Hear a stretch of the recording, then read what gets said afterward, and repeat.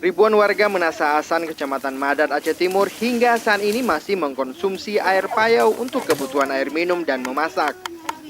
Kondisi ini dilakukan karena air sumur di desa mereka asin. Selama ini warga hanya mengandalkan air tawar dari sebuah sumur tua yang letaknya sekitar 200 meter dari perkampungan mereka.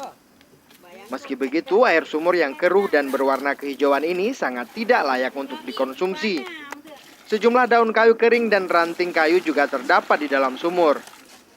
Setiap pagi dan sore puluhan kaum ibu mendatangi sumur ini. Mereka rela mengantri agar kebagian air sumur. Secara perlahan warga menimba air agar air sumur tetap tenang dan tidak berkeruh.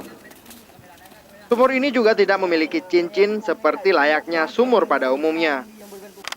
Aminah, salah seorang warga, mengaku warga telah puluhan tahun mengkonsumsi air sumur ini untuk kebutuhan air minum dan memasak. Nah, wate iya pengerin anak iya namun. Anak iya. Jadi iya panen sini pakai warnanya anak iya. Cok iya ju, udang.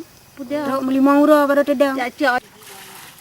Warga berharap pemerintah segera menyediakan air bersih untuk kebutuhan mereka. Warga mengaku telah berulang kali melaporkan kondisi ini ke pemerintah Kabupaten Aceh Timur. Namun hingga kini permintaan warga belum juga dipenuhi. Desa yang dihuni 800 kepala keluarga ini berada tidak jauh dari bibir pantai. Dari Aceh Timur, Said Maulana melaporkan untuk Aceh Video.